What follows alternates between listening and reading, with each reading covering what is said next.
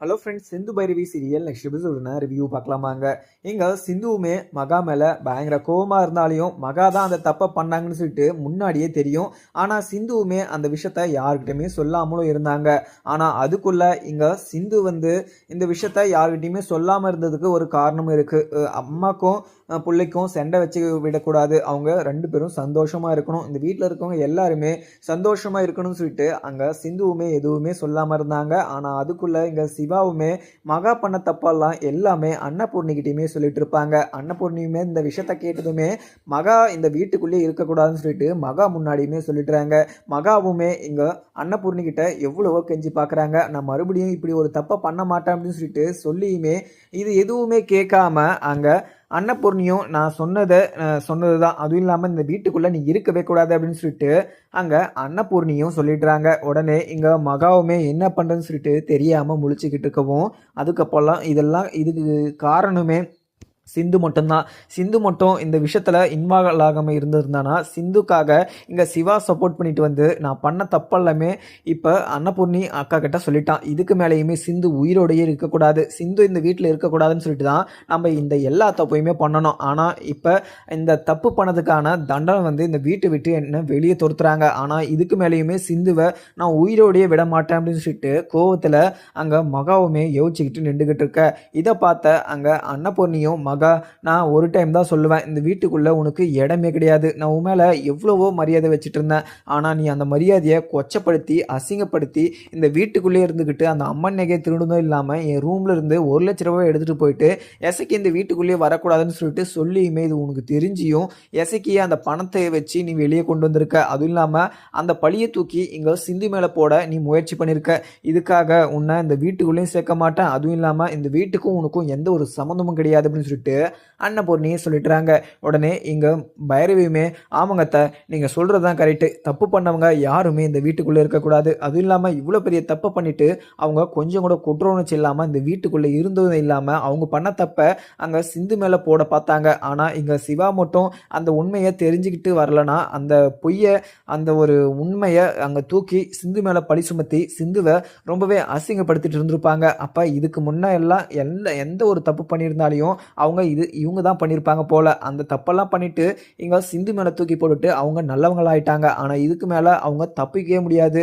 உங்ககிட்ட ஏதேதோ கெஞ்சி இந்த வீட்டுக்குள்ளே மறுபடியும் இப்படி ஒரு தப்பை தான் பண்ணிக்கிட்டு இருப்பாங்க. இதுக்கு மேலேயுமே மகாத்தா இந்த வீட்டுக்குள்ளேயே இருக்கக்கூடாத அப்படின்னு சொல்லிட்டு அன்னபூர்ணிக்கிட்ட சொல்லுவோம். அன்னபூர்ணி இதை கேட்டுட்டு பைரவி நீ ஒரு நிமிஷம் அமைதியாயிரு பைரவி, நான் சொன்ன மாதிரி தான் இந்த வீட்டில் மக இருக்கக்கூடாது, அதுவும் இல்லாமல் இவ்வளோ பெரிய தப்பு பண்ணவங்க இந்த வீட்டுக்குள்ளே இருக்கிறதுக்கு தகுதி இல்லாதவங்க அப்படின்னு சொல்லிட்டு அங்கே அன்னபூர்ணியுமே சொல்லிட்டுறாங்க. அதுக்கப்புறம் என்ன எங்கள் எசக்கியுமே அக்கா இதுக்கு மேலே நம்மளை இந்த வீட்டுக்குள்ளே விட மாட்டாங்கக்கா, இங்கே இதுக்கெல்லாம் காரணமே இங்கே சிந்து தான்க்கா, நம்ம சிந்துவை சும்மாவே விடக்கூடாது அப்படின்னு சொல்லிட்டு அங்கே சொல்லிக்கிட்டு இருக்காங்க எசக்கியுமே.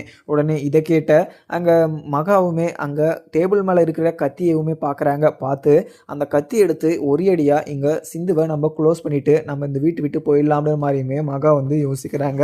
அதுக்கப்புறம் என்ன மகா யோசிச்சதோட அந்த டேபிள் மேல இருக்கிற கத்தி எடுத்து உடனே பக்கத்துல நின்று இருந்த சிந்து வயிற்றுலேயே குத்திடுறாங்க. குத்துனதை பார்த்த இங்க சிவா பைரவி ஆறுமுகம் அன்னபூர்ணி சொல்லிட்டு எல்லாருமே ரொம்பவே ஆச்சரியமாகவும் பார்த்துக்கிட்டு இருக்காங்க. உடனே இங்க குத்துனதும் இல்லாம அங்க மகா சிந்து இதுக்கெல்லாம் காரணமான உன்னை நான் உயிரோட விட மாட்டேன், நீ சாகு அப்படின்னு சொல்லிட்டு மறுபடியும் கத்தி எடுத்து வயிற்றிலேயே குத்துறாங்க. உடனே இதை பார்த்த சிவாக்கு பயங்கர கோபம், அம்மா என்ன பண்ணிக்கிட்டு இருக்கீங்க, சிந்து மேலே நீங்கள் பழி போட்டதும் இல்லாமல் அவளை நீங்கள் கொல்ல பார்க்குறீங்கன்னு சொல்லிட்டு அங்கே வயிற்றில் வர ரத்தத்தை பார்த்து பயங்கர பதட்டத்தோடையும் அங்கே அன்னபூர்ணியும் பார்த்துட்டு பெரியம்மா இங்கே சிந்துவை பாருங்க, அம்மா இப்படி குத்திட்டாங்க, இவங்கள இந்த வீட்டுக்குள்ளேயே வைக்கக்கூடாது பெரியம்மா, இவங்களை இந்த வீட்டுக்குள்ளே வச்சுட்டு இருந்தா மறுபடியும் உங்களுக்கும் இதே ஒரு நிலைமை தான் அப்படின்னு சொல்லிட்டு அங்கே சிவாவுமே மகா கணத்திலேயே பல்லார்னு சொல்லிட்டு 4 அறை விட்டு அங்கே உட்கார வைக்கிறாங்க. அதுக்கப்புறம் என்ன ஆறுமுகமும் பைரவியும் பதட்டத்தோடையும் அழுதுகிட்டே போயிட்டு சிந்து என்னாச்சு சிந்து அப்படின்னு சொல்லிட்டு அங்கே ஹாஸ்பிட்டலுக்குமே ஆம்புலன்ஸுக்கு கால் பண்ணுறாங்க. ஆம்புலன்ஸுக்கு கால் பண்ணுறதுக்குள்ளே எங்கள் சிந்துக்கு என்ன ஆகுதுன்னு தெரியாது, நானே கார்லேயே கூட்டிகிட்டு போகிறேன் அப்படின்னு சொல்லிட்டு சிவாவுமே சிந்துவை கூட்டிக்கிட்டு கார்லேயுமே போயிடுறாங்க. எங்கள் சிந்து ஆறுமுகம் பைரவி சிவான்னு சொல்லிட்டு எல்லாருமே ஹாஸ்பிட்டலுக்கு ரொம்பவே பதட்டத்தோடையுமே போயிட்டு இருக்கவும் அதுக்கப்புறம் இங்கே பயங்கர கோவத்திலையுமே அங்கே அன்னபூரணி இது மகா நீ இவ்வளோ பெரிய தப்பு பண்ணணும்னு சொல்லிட்டு நான் நினச்சி கூட பார்க்கல. அதுவும் இல்லாமல் எந்த ஒரு தப்பும் பண்ணாத சிந்துவை நீ கண்டிப்பாக இப்படி ஒரு விஷயத்த நீ பண்ணியிருக்க கூடாது. சிந்துவை நீ கொலை பண்ண முயற்சி பண்ணியிருக்க. நீ இதுக்கு மேலேயுமே இந்த வீட்டுக்குள்ள இல்லை வெளியில் கூட நீ சுற்றிக்கிட்டு இருக்கக்கூடாது. உனக்கு நீ போலீஸ் ஸ்டேஷனில் தான் இருக்க வேண்டியவ. நீ இவ்வளோ பெரிய தப்பு பண்ணிட்டு நீ மறுபடியும் இவ்வளோ இப்படி தப்பு பண்ண துணிஞ்சிருக்குன்னா அப்போ நீ இந்த வீட்டுக்குள்ளே இருக்கவங்கள யாருமே நிம்மதியாக இருக்க விட மாட்ட. அப்போ நீ போலீஸ் ஸ்டேஷனில் தான் இருக்க வேண்டியவ அப்படின்னு சொல்லிட்டு இங்கே சஞ்சய்க்கு கால் பண்ணி அவங்கள பிடிச்சிட்டு போக சொல்லி அங்கே அன்னபூர்ணியுமே சொல்லிடுறாங்க. உடனே இங்கே மகாவுமே அக்கா நீங்கள் ஃபோன் பண்ணாதீங்க, எனக்கு நான் பயங்கர கோவமாக இருக்கேன். இங்கே சிந்து இந்த வீட்டில் இருக்கக்கூடாது அப்படின்னு சொல்லிட்டு நான் அங்கே சிந்து மேலே இப்படி ஒரு பழியை சுமத்தி அவளை இந்த வீட்டை விட்டு வெளியே துரத்தணும் அப்படின்னு சொல்லிட்டு நினச்சி மட்டும்தான் அவள் மேலே நான் இவ்வளோ பெரிய பழியெல்லாம் சுமத்திக்கிட்டு இருந்தேன். அதுவும் இங்கே சிவா நல்லா இருக்கணும், சிவாவோட வாழ்க்கை நாசமானத்துக்கு சிந்து தான் காரணம்னு சொல்லிட்டு நான் இவ்வளோத்தையுமே பண்ணிக்கிட்டு இருந்தேன். அதுவும் இல்லாமல் இதெல்லாம் நான் பண்ணேன்னா அதுக்கு ஒரு காரணமும் இருக்குது. ஏன்னா உங்களால் மட்டும்தான். ஏன்னா நீங்கள் சிந்து இந்த வீட்டில் இருக்கக்கூடாது, அதுவும் இல்லாமல் எந்த ஒரு ஃபங்க்ஷன்லையும் கலந்துக்க கூடாது அப்படின்னு சொல்லிட்டு ஆள் வச்சு அடிக்க சொன்னீங்க. அவள் வரக்கூடாதுன்னு சொல்லிட்டு நீங்கள் என்ன வேணாலும் பண்ணிக்கோங்க அப்படின்னு சொல்லிட்டு சொல்லிக்கிட்டு இருந்தீங்க. அதனால தான் நான் ரொம்பவே அட்வான்டேஜ் எடுத்து நான் இப்படியெல்லாம் பண்ணிட்டு இருந்தேன். நான் இப்போ கெட்டு போனதுக்கு காரணம், நான் தப்பு பண்ணதுக்கு காரணம் எல்லாத்துக்குமே நீங்கள் தான் அக்கா அப்படின்னு சொல்லிட்டு அங்கே மகாவுமே சொல்கிறாங்க.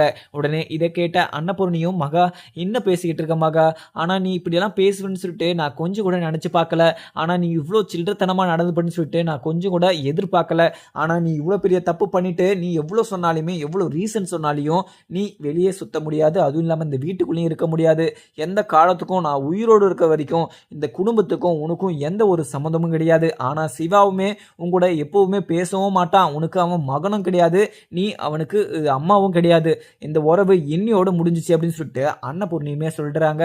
அதுக்கப்புறம் என்ன இங்கே சுவாத்தியுமே அத்தை என்னத்தை பண்ணிக்கிட்டு இருக்கீங்க, இங்கே கத்தி எடுத்து இங்கே சிந்து கழுத்து சிந்து வயிற்றுல நீங்கள் எதுக்காக குத்துனீங்க, இப்படியெல்லாம் நீங்கள் பண்ணவே கூடாது. அதுவும் இல்லாமல் அங்கே சிந்து எவ்வளோதான் தப்பு பண்ணியிருந்தாலையும் சட்டப்பூர்வமாக நம்ம போயிருக்கணும். ஆனால் நீங்கள் கத்தி எடுத்து அவளை கொலை பண்ண முயற்சி பண்ணதால மிகப்பெரிய ஒரு தப்பு. ஆனால் நீங்கள் இப்படியெல்லாம் பண்ணுவீங்கன்னு சொல்லிட்டு நான் கொஞ்சம் கூட நினச்சி கூட பார்க்கல. ஆனால் நீங்கள் இப்படியெல்லாம் பண்ணிவிட்டு நீங்கள் தப்பு பண்ணிவிட்டு தண்டனை அனுபவிக்கலாமெல்லாம் இருக்கவே கூடாது. இங்கே அன்னபூர்ணியத்தை உங்களை வெளியே தான் துரத்துனாங்க. நீங்கள் இவ்வளோ பெரிய தப்பு செஞ்சையுமே உங்களை வெளியே துரத்துறதுக்கு நினச்சாங்களே தவிர போலீஸ் ஸ்டேஷனுக்கு உங்களை அனுப்பலை. ஆனால் நீங்கள் இப்போ செஞ்ச தப்புக்கு கண்டிப்பாக நீங்கள் போலீஸ் ஸ்டேஷனுக்கு போயிட்டு தண்டனை அனுபவிச்சே ஆகணும் அப்படின்னு சொல்லிட்டு சுவாத்தியுமே சொல்லிடுறாங்க. உடனே இதை பார்த்த மகாவுமே சுவாதி உனக்கும் இந்த சிவாக்கும் நிச்சயதார்த்தம் நடந்ததே என்னோட தயவு தான் நடந்துச்சு. ஆனால் இப்போ நீ என்னவே எதிர்த்து பேசிக்கிட்டு இருக்கியா? ஆனால் கண்டிப்பாக நான் இப்போ அன்னபூர்ணி அக்கா சொன்னாங்க நான் உயிரோடு இருக்க வரைக்கும் இந்த வீட்டுக்கும் எனக்கும் சம்மந்தம் இல்லைன்னு சொல்லிட்டு. ஆனால் நான் உயிரோடு இருக்க வரைக்கும் உனக்கும் சிவாக்கும் கல்யாணமே நடக்காது. அங்கே ஸ்னேகாக்கும் சிவாக்கும் மட்டும்தான் கல்யாணம் நடக்கும். இது யார் நினச்சது நடக்குதுன்னு சொல்லிட்டு பார்க்கலாம் அப்படின்னு மாதிரியுமே மகாவும் சொல்லிடுறாங்க.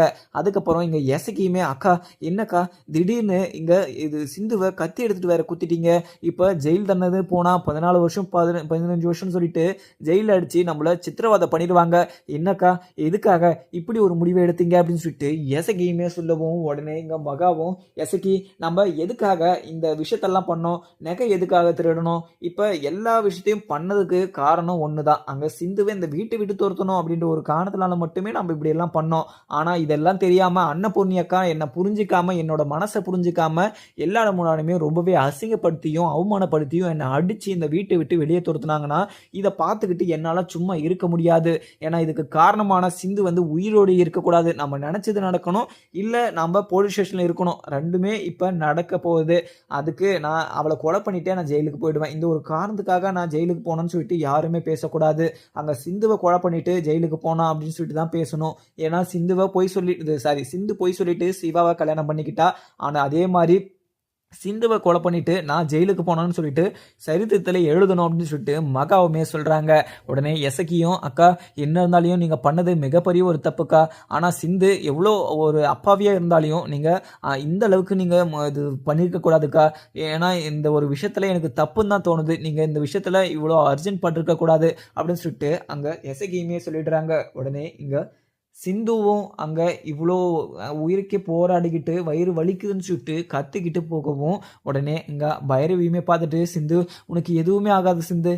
நாங்க இருக்கோம் சிந்து" அப்படின்னு சொல்லிட்டு அங்க ஆறுதலுமே சொல்லிட்டு போயிட்டுருக்காங்க ஆறுமுகம்.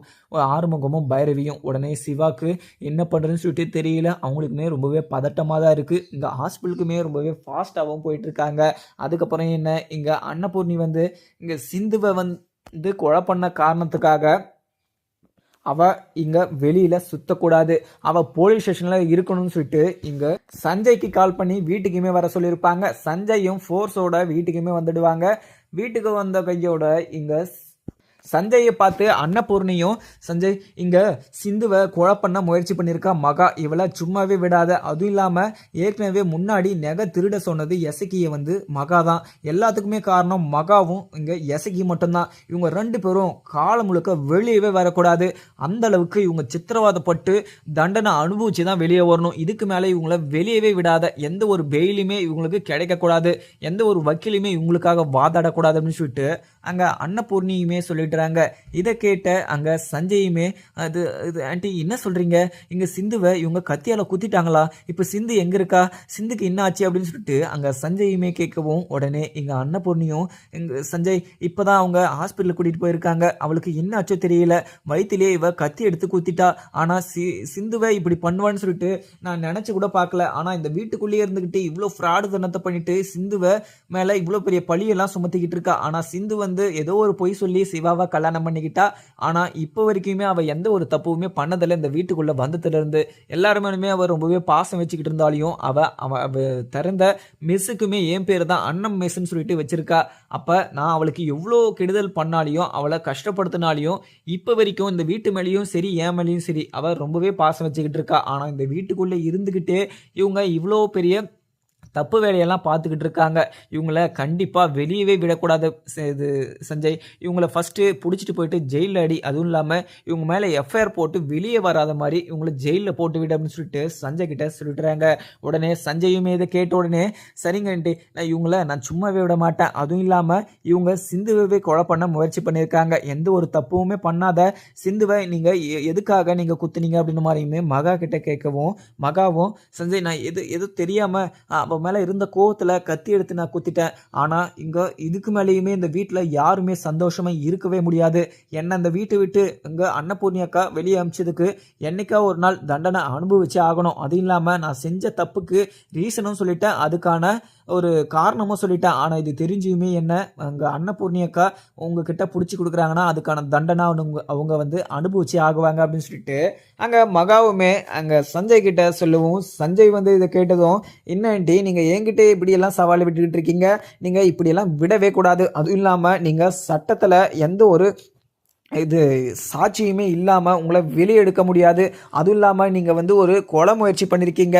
இதுக்கான கேஸ் தண்டனையே அதிகம். அதுவும் இல்லாமல் 10-15 வருஷம் வந்து கண்டிப்பாக ஆயுள் தண்டனை கூட விதிக்கலாம். ஏன்னா இங்கே இது மாதிரி ஒரு கொலை முயற்சியில் ஈடுபட்டவங்களை வெளியவே விடக்கூடாது அப்படின்னு சொல்லிட்டு இப்போ ஆஃபீஸரெல்லாம் ஃபுல் ஸ்ட்ரிக்டாக இருக்காங்க. நீங்கள் வெளியவே வர முடியாத மாதிரி நான் பண்ணி வைக்கிறேன். ஃபஸ்ட்டு நீங்கள் போலீஸ் ஸ்டேஷனுக்கு நீங்கள் வாங்க அப்படின்னு சொல்லிட்டு அங்கே 2 லேடிஸ் கான்ஸ்டபிள் வந்திருக்காங்க. அவங்கள இங்கே மகாவையும் எசக்கியுமே அரெஸ்ட் பண்ணிட்டு வர சொல்கிறாங்க. உடனே இவங்க 2 பேரையுமே போலீஸ் ஸ்டேஷனுமே கூட்டிகிட்டு போகிறாங்க. அதுக்கப்புறம் இங்கே அன்னபூர்ணியுமே நின்றுக்கிட்டு இங்கே சிவாவுக்கு கால் பண்ணி, "சிவா, இங்கே சிந்துக்கு எப்படி இருக்குது சிவா? அவள் நல்லா இருக்கால்ல? அவளுக்கு உயிருக்கு எந்த ஒரு ஆபத்தும் இல்லை அப்படின்னு சொல்லிட்டு சிவா கிட்ட கேட்கவும், உடனே சிவாவும், "அம்மா இப்போ தான் அம்மா செக் பண்ணிக்கிட்டு இருக்கோம். இங்கே சிந்துக்கு என்ன ஆச்சுன்னே தெரியல. அவள் மூச்சு பேச்சு இல்லாமல் மயக்க நிலையில் இருக்கா. நாங்கள் செக் பண்ணாதான் ரிப்போர்ட் வந்தால் தான் தெரியுமா. நீங்கள் ஒரு நிமிஷம் இருங்க, நான் இது சிந்துவை பார்த்துட்டு நான் உங்களை கூப்பிடுறேன்" அப்படின்னு சொல்லிட்டு அங்கே சிவாவுமே கட் பண்ணிடுறாங்க. அதுக்கப்புறம் என்ன, இங்கே ஆறுமுகமும் பைரவியும் வெளியே உக்காந்துக்கிட்டு அழுதுகிட்டுமே இருக்காங்க. அதுக்கப்புறம் என்ன, சிவாவுமே அங்கே சிந்துவை அட்மிட் பண்ணிவிட்டு அங்கே ஐசியூவில் அட்மிட் பண்ணிவிட்டு ட்ரீட்மெண்ட்டுக்காக ஸ்கேனிங் எல்லாம் எடுத்துக்கிட்டு இருக்காங்க. அதுக்கப்புறம் வெளியே வரவும் உடனே பைரவியும், "சிவா, என்னாச்சு சிவா?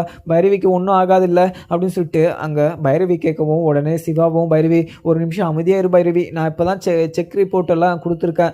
இங்கே ரிப்போர்ட் வந்ததும் அவளுக்கு இது ஆப்ரேஷன் பண்ணிடலாம். ஏன்னா இப்போ கத்தி வந்து ரொம்பவே ஆழமாக இறங்கிட்டதுனால இங்கே டேமேஜ் வந்து அதிகமாக இருக்குது. அதுவும் இல்லாமல் பிளட் வந்து நிறைய லாஸ் ஆகிருக்கு. அவளுக்கு பிளட்டுமே ரொம்ப அரேஞ்ச் பண்ணி நம்ம அவருக்கு போட்டாகணும். அதுவும் இல்லாமல் அவளுக்கு ஏ பாசிட்டிவ் அந்த பிளட் வந்து கொஞ்சம் ரேரு தான். அதுவும் இல்லாமல் அரேஞ்ச் பண்ணுறதுக்காக எங்கள் இன்னொரு ஹாஸ்பிட்டலுக்கு வந்து இன்ஃபார்ம் பண்ணியிருக்கு. கண்டிப்பாக அங்கே பிளட் வந்து வந்துடும், அதுக்குள்ளே நம்ம அவளுக்கு ஆப்ரேஷன் வேலை முடிச்சிடலாம் அப்படின்னு சொல்லிட்டு சிவாவுமே சொல்லிடுறாங்க.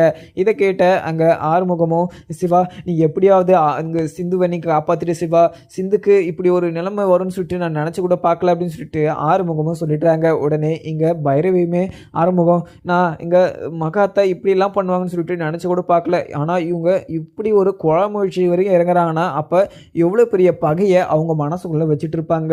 அப்போ இதுக்கு மேலே அவங்க இந்த வீட்டுக்குள்ளேயே இருக்கக்கூடாது. அதுவும் இல்லாமல் வீட்டுக்குள்ளே இருந்தாங்கன்னா அங்கே அன்னபூர்ணியாத்தைக்குமே நிறைய ப்ராப்ளம் இருக்குது. இங்கே சிந்துவை குத்தின மகாத்தையும் அங்கே அன்னபூர்ணியாத்தையே கொத்த மாட்டாங்கன்னு சொல்லிட்டு என்ன நிச்சயம் மறுபடியும் அவங்க அந்த வீட்டுக்குள்ளேயே இருக்கக்கூடாது அப்படின்னு சொல்லிட்டு அங்கே பைரவியுமே ஆறுமுகத்துக்கிட்ட சொல்லிடுறாங்க. உடனே இங்கே சிவாவுக்கு கால் பண்ணியிருப்பாங்க. சிவாவுமே நான் அப்புறம் பண்ணுறேன் அப்படின்னு சொல்லிட்டு கட் பண்ணியிருப்பாங்க.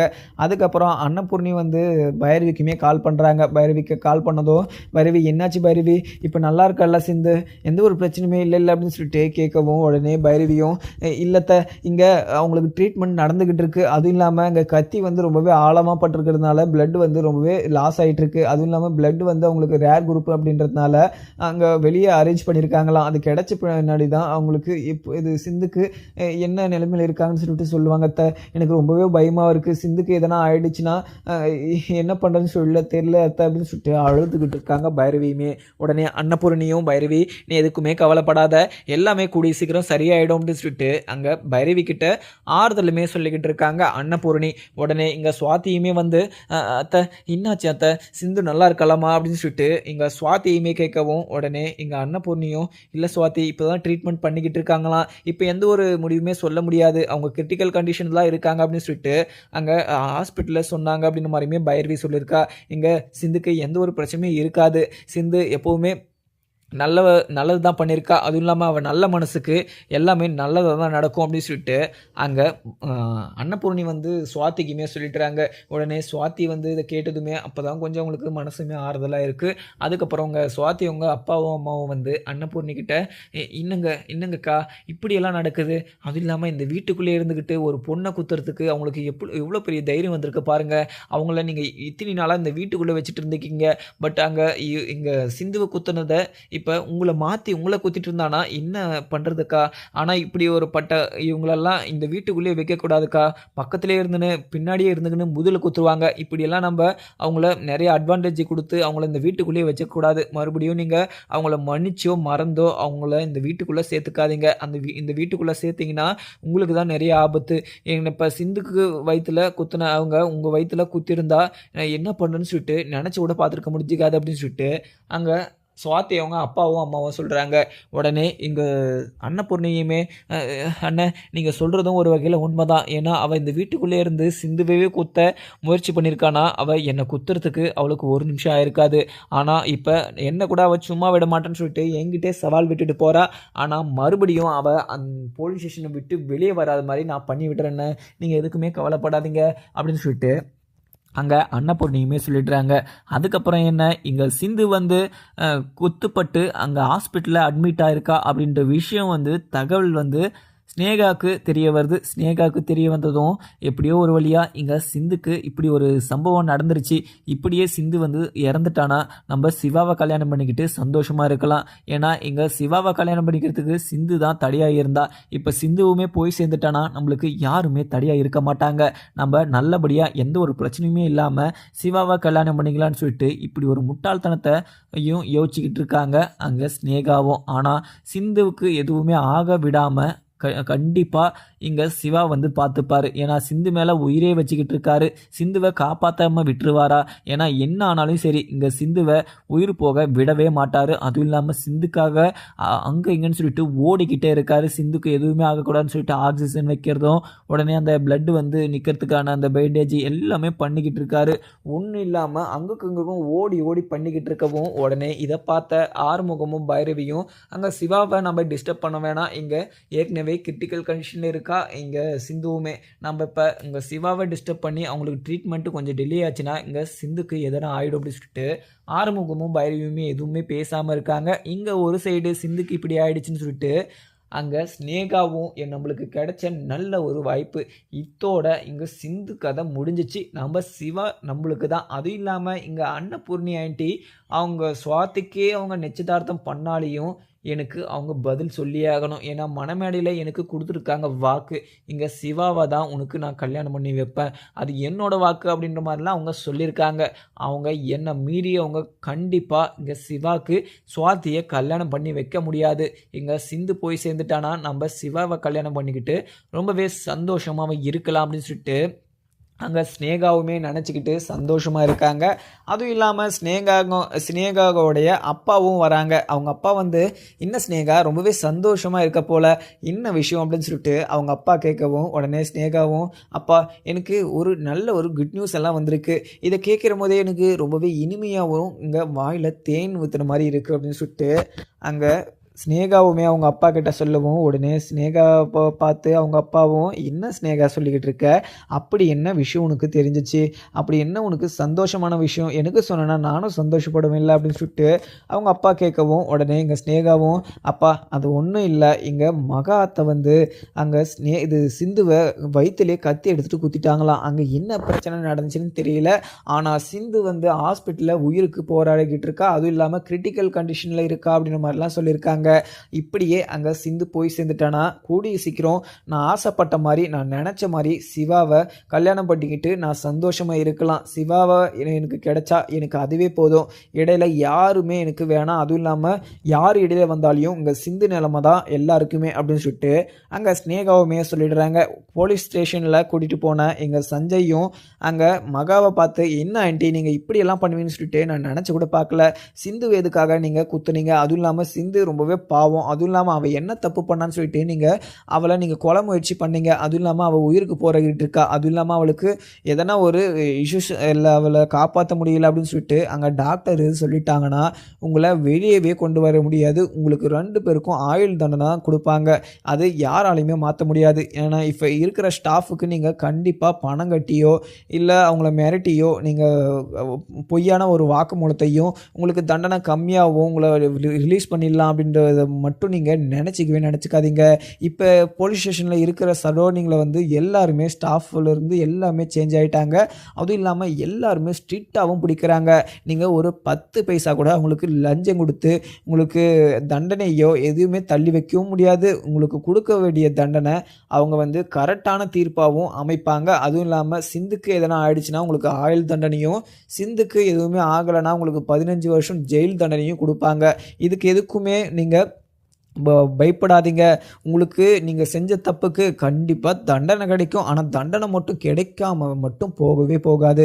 ஏன்னா இதுக்கு முன்னே நான் சொல்கிறத அவங்கெல்லாம் கேட்டுட்டு இருந்தாங்க, ஆனால் இப்போ நான் சொல்கிறத யாருமே கேட்க போகிறத, நீங்கள் பணம் கொடுத்தாலையும் நான் சொல்லி அவங்க எதுவுமே நடக்க போகிறது கிடையாது. இங்கே ஹைகோர்ட்டுக்கு இந்த கேஸு மாறிடுச்சு. அதுவும் இல்லாமல் ஹைகோர்ட்டில் என்ன முடிவெடுக்கிறாங்களோ அங்கே என்ன ஜட்ஜ்மெண்ட் கொடுக்குறாங்களோ அதுதான் நடக்கும், அது மீறி எந்த ஒரு சம்பவமும் நடக்காது அப்படின்னு சொல்லிட்டு இங்கே சஞ்சயுமே சொல்லிட்டு உடனே சஞ்சயை பார்த்து மகாவும், தம்பி நீ என்னை மட்டும் காப்பாத்திடு தம்பி, உனக்கு என்ன வேணும்னாலும் நான் பண்ணுறேன், அதுவும் இல்லாமல் உனக்கு என்ன வேணும்னாலும் என்னை கேளு, அந்த விஷயத்த நான் பண்ணி கொடுக்குறேன் அப்படின்னு சொல்லிட்டு அங்கே சஞ்சய் கிட்ட இங்கே மகாவுமே கெஞ்சவும் உடனே இங்கே சஞ்சயும், இதை பாருங்கன்ட்டி நான் இந்த விஷயத்தில் எனக்கு என்ன முடிவு எடுக்கிறதுன்னு தெரியல, வேறு ஒரு விஷயமா இருந்தால் கூட பரவாயில்ல, ஆனால் இந்த கொலை விஷயத்தில் கண்டிப்பாக தீர்ப்பு மாற்றவே முடியாது, அதுவும் இல்லாமல் உங்களை வெளியே கொண்டு வர்றது கண்டிப்பாக ரொம்பவே கஷ்டம், உங்களுக்கு ஆயுள் தண்டனை வேணால் கம்மி பண்ணி ஒரு 15 வருஷம் வேணால் கம்மி பண்ணலாம். அங்கே 15 வருஷன்றது மிகப்பெரிய ஒரு கம்மி, ஏன்னா உங்களுக்கு ஆயுள் தண்டனை அப்படின்னா அங்கே அந்த தண்டனையை மாற்றி உங்களுக்கு ஒரு 15 வருஷம் கம்மி பண்ணலாம். ஆனால் அதை விட உங்களுக்கு அந்த ஒரு பனிஷ்மெண்ட்டே இல்லை 15 வருஷமே எனக்கு வேணாம், நான் வெளியே தான் எடுக்கணும் அப்படின்னா அதுக்கு வேறு எந்த ஒரு வழியுமே கிடையாது, நீங்கள் உள்ளே இருந்து தான் ஆகணும். 15 வருஷமா இல்லை லைஃப் லாங்கு ஆயுள் தண்டனையான்னு சொல்லிட்டு நீங்களே யோசிச்சு பார்த்துக்கோங்க. நீங்கள் இப்படி ஒரு விஷயத்த பண்ணுறதுக்கு முன்னாடி நீங்கள் நல்லா யோசிச்சு பண்ணியிருந்துருக்கணும். ஆனால் சிந்து வந்து எந்த ஒரு தப்புமே அறியாதவ, அவளை போய் நீங்கள் இப்படி பண்ணியிருக்கீங்களே, ஆனால் உங்களுக்கு கொஞ்சம் கூட மனசாட்சியே இல்லை. நீங்கள் இப்படி தண்டனையை குறைக்க சொன்னாலையுமே கண்டிப்பாக நான் குறைக்க போகிறதே கிடையாது. ஏன்னா சிந்து சிந்து ரொம்பவே ஒரு நல்ல ஒரு பர்சன். அவளை நீங்கள் இப்படி பண்ணியிருக்கீங்கன்னு சொல்லிட்டு நினைக்கிற போது எனக்கே ரொம்பவே கோவமாக இருக்குது. நான் கண்டிப்பாக உங்களுக்கு ரிலீஸே கொடுக்க மாட்டேன். அதுவும் இல்லாமல் தண்டனையுமே குறைக்க மாட்டேன். அங்கே ஹைகோர்ட்டில் என்ன முடிவு பண்ணுறாங்களோ, என்ன ஜட்ஜ்மெண்ட் கொடுக்குறாங்களோ அதுபடி தான் எல்லாமே நடக்கும். நீங்கள் என்ன சொன்னாலுமே, என்ன அழுதாலையும், என்ன கதறி நீங்கள் எனக்கு என்ன கொடுக்குறேன் அப்படின்னு சொல்லிட்டு சொன்னாலையும் கண்டிப்பாக என்னோட மனசு மாறப்போகிறதே கிடையாது அப்படின்னு சொல்லிட்டு அங்கே சஞ்சயுமே சொல்லிடுறாங்க. இதை கேட்டால் மகாவுமே, சஞ்சய் உனக்கு யாரை பிடிக்குன்னு சொல்லிட்டு எனக்கு நல்லாவே தெரியும். உனக்கு பைரவி தானே பிடிக்கும். கண்டிப்பாக உனக்கும் பைரவிக்கும் நான் கல்யாணம் பண்ணி வைக்கிறேன். அந்த ஒரு கல்யாணத்தை பண்ணி வச்சுனா நீ என்ன இப்படி ஆயுள் தண்டனை இல்லாமல் இங்கே வெளியே கொண்டு வர முடியுமா? நீ இதுக்கு ஓகேன்னு சொன்னா கண்டிப்பாக உனக்கும் பைரவிக்கும் நான் கல்யாணம் பண்ணி வைக்கிறேன். நான் எப்படியோ ஒரு வழியில் கல்யாணம் பண்ணி வைக்கிறேன். ஆனால் நான் சொன்னதை கண்டிப்பாக நிறைவேற்றுவேன் அப்படின்னு சொல்லிட்டு இங்கே மகாவுமே சொல்லுவோம். உடனே இதை யோசிச்சு, ஏன்னா அங்கே பைரவின்னு சொன்னாவே ஒரு சைடு வந்து இங்கே சஞ்சய்க்கு வந்து ஒரு சைடு வந்து ரொம்பவே பாசம் இங்கே பைரவி மேலே. அதனால் அவங்க யோசிச்சுக்கிட்டே நின்றுக்கிட்டு இருக்காங்க. அதுக்கப்புறம் என்னதுன்னு பார்க்கலாமாங்க. வீடியோ பிடிச்சா லைக் பண்ணுங்கள். Thank you friends.